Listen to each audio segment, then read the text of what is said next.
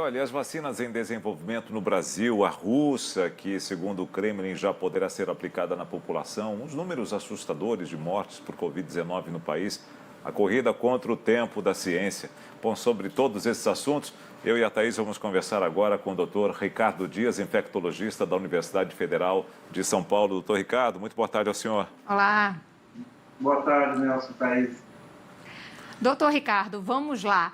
A grande mobilização, principalmente da comunidade científica, depois desse registro da primeira vacina da Covid-19 e esse registro ser dessa vacina russa. Eu queria que o senhor trouxesse para a gente os detalhes e como foi recebida pela comunidade, né? O senhor infectologista, atuante nessa área, como é que recebeu essa informação? Da minha parte, com esperança e ceticismo, uma mistura das duas coisas.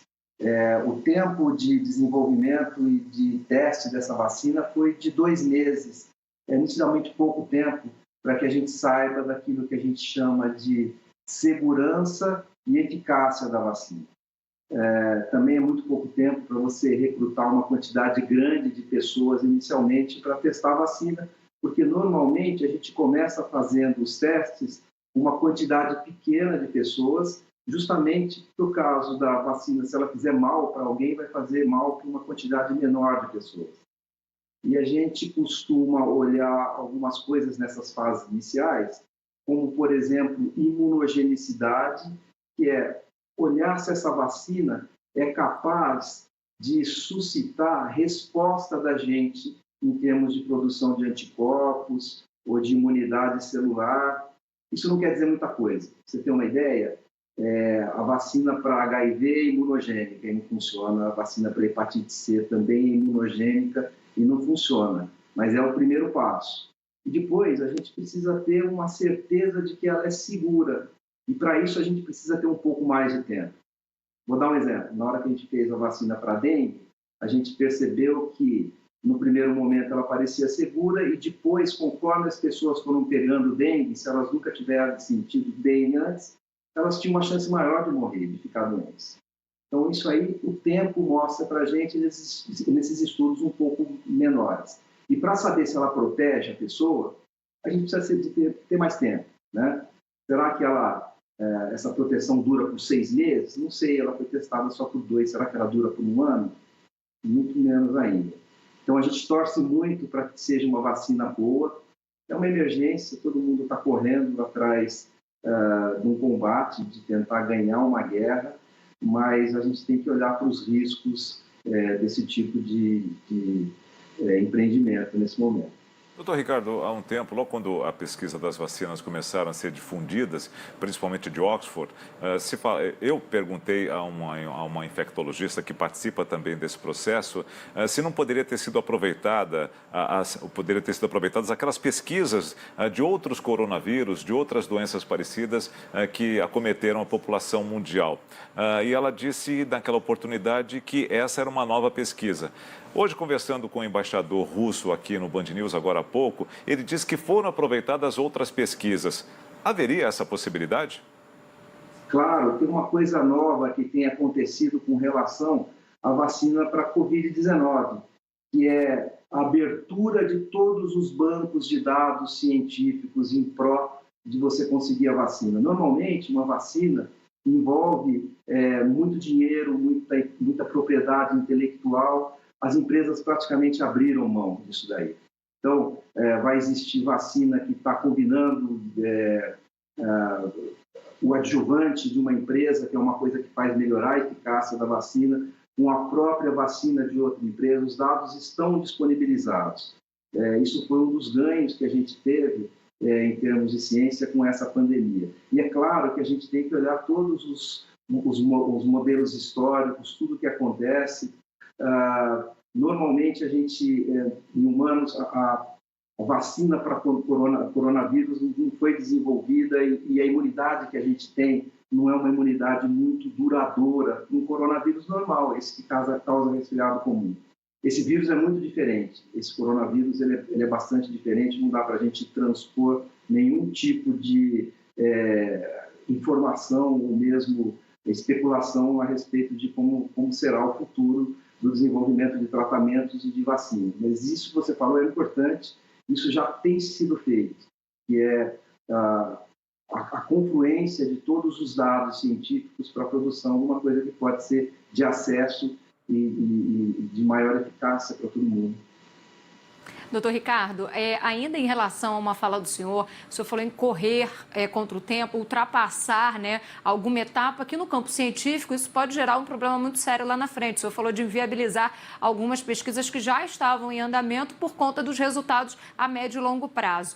Nesse caso, o governo russo, inclusive, falou da produção em larga escala já a partir de setembro. E eu te pergunto, a infraestrutura é viável, inclusive, para a produção de uma grande quantidade? Porque a gente sabe que é necessário também todo um procedimento, um padrão de qualidade para a produção da vacina. Não é só pesquisar, chegar à fórmula. Precisa também garantir uma produção, né? Eu reconheço que para outras vacinas, não essa especificamente da Rússia, elas já estejam em processo de produção na aposta de que ela possa ser eficaz, de que ela possa ser segura. Essa é a corrida que a gente faz e o que a gente pode perder com isso é dinheiro. Começar a vacinar em massa sem ter os estudos concluídos pode levar a uma perda um pouco maior, que é no caso da segurança, né?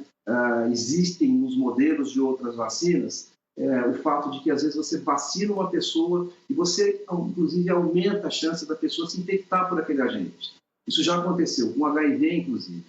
Existe também a chance de você começar a observar efeitos que podem ser ruins para a pessoa, que são os efeitos colaterais, de forma um pouquinho mais retardada. E se isso acontecer, vai acontecer numa quantidade maior de pessoas do que o que a gente gostaria.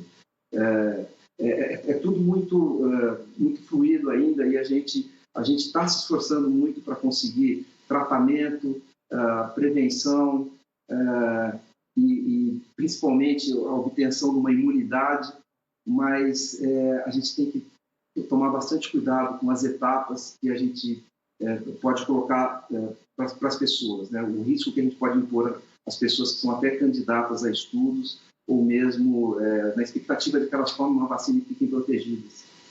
Doutor Ricardo Dias, quando a gente fala de velocidade, a gente sabe que uma pesquisa de vacina pode levar anos, 10 anos, e às vezes pode nem ser concluída, exatamente porque alguma coisa vai dar errado, pode dar errado no caminho. A fase 3 é sempre a mais difícil, segundo os senhores mesmos falam, né? A gente tem duas vacinas hoje bem desenvolvidas, que é essa de Oxford e a Coronavac, que está aqui no Instituto Butantan. Elas estão na fase 3, mas elas também tiveram um tempo bastante encurtado. Você está tendo uma vacina pesquisada e quase que a ponto de ser produzida em 6 meses. Qual é a segurança que elas oferecem? Nenhuma. A gente tem a expectativa de que elas sejam eficazes e seguras, mas a gente ainda não tem a certeza que elas vão ser efetivas. A gente também não tem essa certeza que os estudos ainda não concluíram. A gente sabe muito pouco dessa doença. Se você perguntar para mim o que acontece com a imunidade de uma pessoa que teve a infecção hoje, daqui a um ano, a gente não sabe, porque um ano não chegou ainda. E as fases para desenvolvimento de vacina normalmente são muito criteriosas. Você começa olhando as células no laboratório, depois você olha o modelo animal. Depois você vai testar essa vacina numa quantidade pequena de pessoas para ver se você muda o sistema imune dela e se ela não tem nenhum efeito muito ruim, quantidade pequena. Depois você vai aumentando a quantidade de pessoas até ter o que a gente chama de fase 3, que é um estudo que você, para ter poder de discriminação, se a eficácia existe ou não, você precisa ter um grande número de pessoas testadas num local onde a doença tem uma incidência muito alta. Não adianta você testar uma vacina na Nova Zelândia, onde você não tem a doença, você não vai conseguir saber sobre a eficácia. O Brasil é ainda o lugar certo para se testar uma vacina. Provavelmente a Rússia é também. Mas você precisa desse tempo para ter certeza, principalmente da segurança, né, e depois da eficácia dessa vacina. A nossa expectativa, o que eu disse, a nossa esperança é que isso tudo funcione, mas a gente tem que saber o risco que a gente está correndo.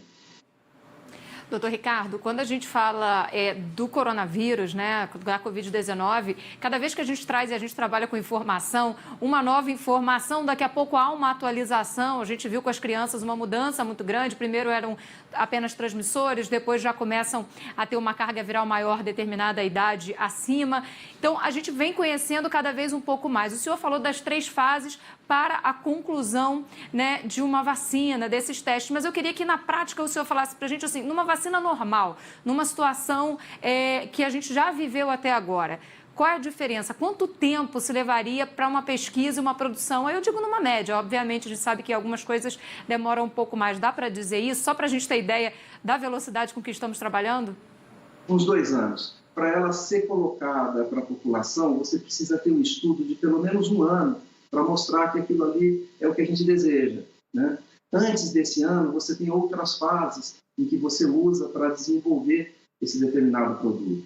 A gente tem muito mais urgência do que isso. E as informações, elas mudam muito, porque esse vírus é muito diferente. A gente nunca viu nada parecido com esse vírus e não tem nenhuma comparação com o vírus respiratório.